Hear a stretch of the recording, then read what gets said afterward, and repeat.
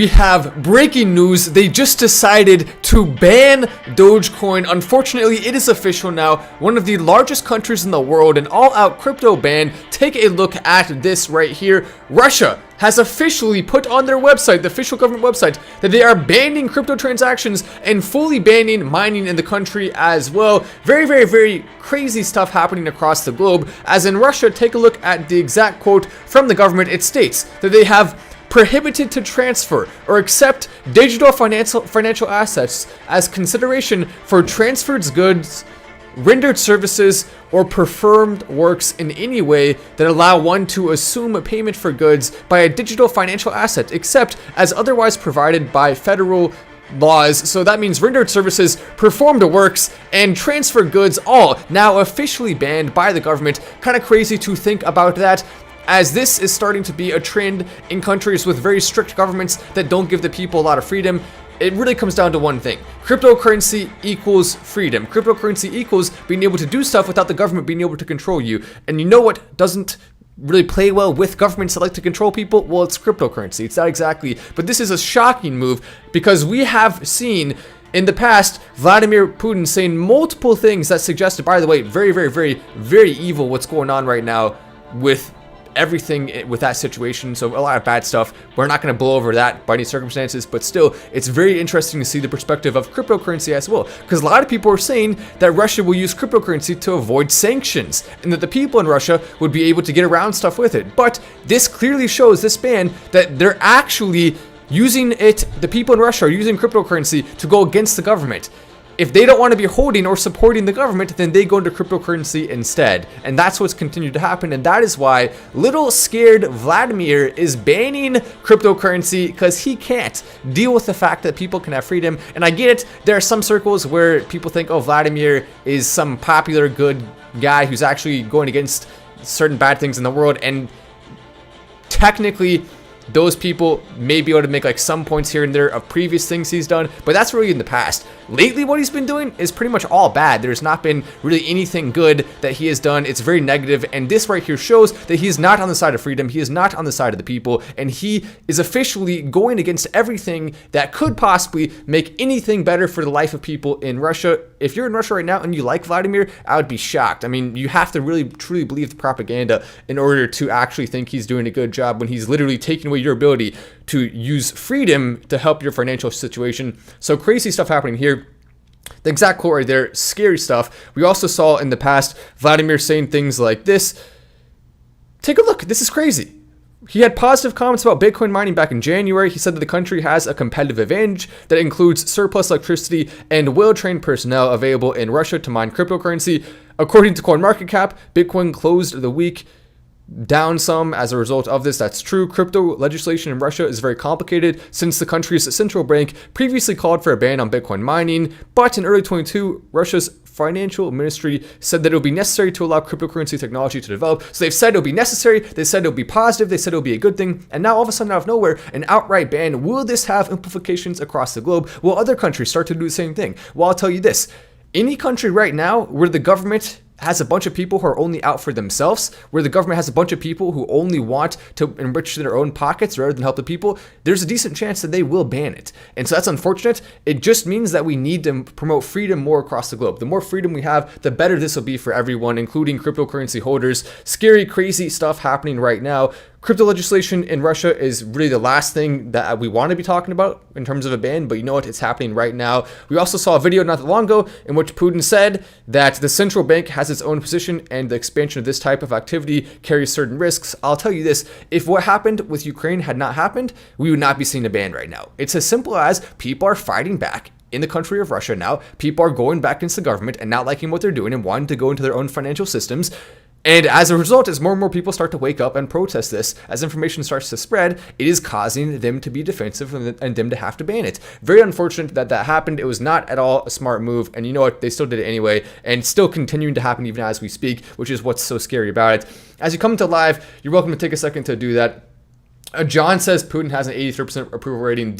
Be honest, John, do you really believe that the Russian polls are accurate? Do you really believe that's actually true? You want to know who says he has an 83% approval rating? the government of Russia who does the polls. I mean, or the groups they pay to do the polls. So sure, he has an 83% approval right now. I'll believe that. I'll believe that if I literally go to Russia, ask people, and 83% of them tell me that. Otherwise, no chance. I mean, that's just ridiculous. What is it? Is it because like the only people he allows to have computers are the people who support him? That would be more of like a North Korea type joke. I mean, Russia's a little bit more technologically advanced than that, I would have to say. But still, it's still somewhat true, right? Actually, good news, LOL, says Mr. Eco-Friendly Mode. There may be some degree of truth to that because we don't need whatsoever Russia to be part of cryptocurrency doing well. However, it is bad news in the sense that it takes away freedom from more people on the globe. It takes away the ability for people in Russia to go against the government and make transactions regardless of that. So it's very important to take a look at this. Also, I think Putin had a much higher approval rating before all of this that just happened. Now, it's definitely going to be significantly lower, and as more information starts to spread, it's going to continue getting lower and lower and lower. As they start to have more issues with food supplies and monetary issues, it's going to get lower and lower and lower. So it's not something that I think will be steady, if that is, of course, true, which I highly doubt it. I mean, there's no chance that's really accurate. It's just the government simply putting out propaganda, which is what governments like that have to do in order to stay in power. Take a look at this. We also have more illicit activity that's alleging to be happening on cryptocurrency. As you can see, this article, cryptocurrency flowing into mixers. A mixer is basically when you put all of your cryptocurrency into a giant blender and you make a smoothie and it's delicious and you put strawberries in it, bananas. That's what a mixer is. Either that or it's a place where criminals or other people put their money through to hide their own transactions or their own wallet, whether it's from individuals who are just in the public or whether it's from the government themselves. And so a lot of people use that for whatever reason. Some of it is nefarious purposes, of course. Quarterly value received by mixers, source 2017 to 2022. You can see 2017, very little. We started to see a huge bounce in 2020. Then in 2021, it absolutely took off. And now, come 2022, we have seen a little bit of a drop from what it was at the beginning and end of 2021, but still a massive amount is going through, at least somewhat massive. I mean, it's 3 billion. That's still a lot. That's a decent number of people that are going through that. Then we see this quarterly value sent to mixers from illicit activity by category. You can see stolen funds right there makes up a decent chunk of that. Approximately $200 million of stolen funds has gone through mixers, but that's not the majority of it, not even close. Scams are the majority of it, with approximately $500 million from scams going through mixers. Scams in 2022 have gotten way more streamlined. There's way more people doing it, which is one of the reasons why I'm fighting very hard right now to go against that.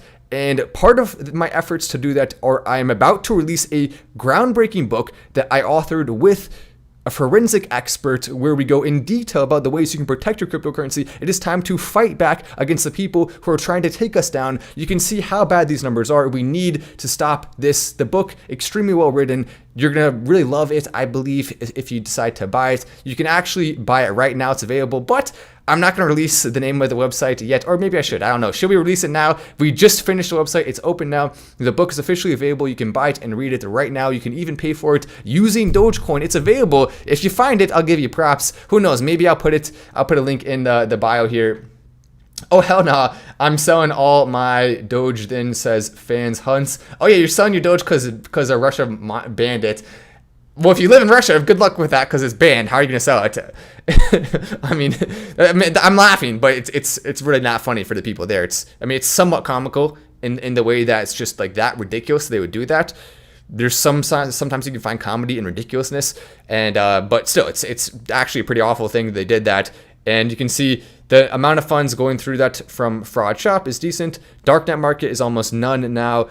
Then stuff that goes like other bad, evil stuff makes up a tiny, small percentage. So almost all of it is from scams right now. That's why we really need to fight back against it. And the other thing to remember here is that when it comes to scammers, it doesn't matter when you transact. If you're safe now using one of these mixers and the government can't get to you, there are right now blockchain analysis firms that are getting closer and closer and researching every day. They've already discovered the way to get past and look through multiple different types of mixers. They will at some point figure out every single transaction you've done, regardless if it's 5 years from now, if it's a little bit longer, if it's a little bit less time, no matter what, in a number of years, your transactions will be discovered and you will be caught and you will be put in prison. The statute of limitations on scams is very long. And so you will go to jail if you scam people, even if you don't get caught right now. At some point, the government will figure out how to catch you. That's what there are literally people getting paid a lot of money to do right now, and they're very smart people. So I would definitely not want to be a scammer right now who's using those mixers, especially if you're in a country like the United States and doing that, then you're really going to get caught easily. So be careful. Hi, Diana, says Sebastian. Oh, Diana's in the chat with a heart. Heart back to you, Diana. My beautiful, lovely wife, Diana, coming in with the heart. You love to see that. And look at that. She has the wrench next to her name because Diana's, of course, a moderator. So if you are misbehaving in the chat, Diana will, of course, block you and delete your comments. So don't misbehave. Diana will come for you. She has the power, all of it. Diamond Hands, bind the dip, says SRY Kid. I like the sound of that. Too many exchanges going bankrupt as well, says Nelson. That is actually true. We have seen that happening on a higher scale lately, but it's important to remember too. So by the way, these are the ones that are sanctioned entities, which account for funds into mixers. Hydra Marketplace is like half of it, 50.4%. Lazarus Group, 30%. Blender.io, 18.8%. Other, 0.8%. So it's really coming down to those three, which we could see significant action taken regarding that soon. Already sanctioned, could be some more things down the pipeline for it. Yes, Diana finally in the chat. Oh, someone said wife, question mark, congratulations to Crazy Kids. Yes, that is indeed my wife. Now, we actually posted our wedding pictures on Twitter not that long ago, which, by the way, so if you don't own Twitter and you haven't been watching some of the streams lately, you may not know that. But yes, I am officially a married man. It feels good. Not banned, bro, says Chris K. It is banned. They just banned it in Russia today, literally hours ago. I think it may even, I tried to come on live fast. It may have been less than an hour ago, minutes ago, potentially, hour, maybe a little over an hour ago. They just banned cryptocurrency altogether in Russia. They put out a statement saying no more transactions, no more buying things with crypto, no more transacting with the currencies of crypto. So scary stuff in that part of the world right now, taking away freedom once again, as they consistently like to do, sadly. Let's do a contest for a free book. Matt says, Spunk. Nice, Carlos. I like the sound of that. Yes, you actually should be excited about this book. It's a really, really, really well-written book. Illustrations, we are talking about top of the line, and you will learn a lot from this book. It is smart. It is something that will hopefully help you to protect your crypto, to keep it safe. And so that right there is worth 1,000,000 times more than the book itself ever could be. And that's what you get from the book, the valuable information. So definitely you're going to enjoy that book indeed. Russia, stay taking L's, says, I'm Braden Womack. Indeed, it does. Massive L's coming in from Russia. L's so big that if you decided, you know how your mom used to say, if your friends jumped off a cliff, would you too? Well, if you saw your friends jumping off of that L and you decided to also, then you would of course become a pancake, because that's how big the L is. It's absolutely massive. You can't even jump off it. Even if your friends do, you still can't. It's that big. Massive L for Russia there. Luna Classic better than Doge, says Gian. Okay, buddy, keep believing that if you want. Keep believing that. By the way, I did make a kind of a crazy prediction with Luna, and surprisingly, Luna has actually, it went so low that it bounced back just a little bit, which actually ended up being percentage-wise a decent amount. So if you bought the dip on Luna, you actually saw some decent returns in terms of percent, which is kind of weird to think about, but it's true. Basically, what you can do is when you see a cryptocurrency for like a month stay stagnant after a massive drop, then you know it's probably a smart time to buy in. That right there is a very wise thing to think about. I think we can change taking L's to taking Lunas. Ooh, Austin coming in with a smart word there. That's correct. You're taking a massive Luna.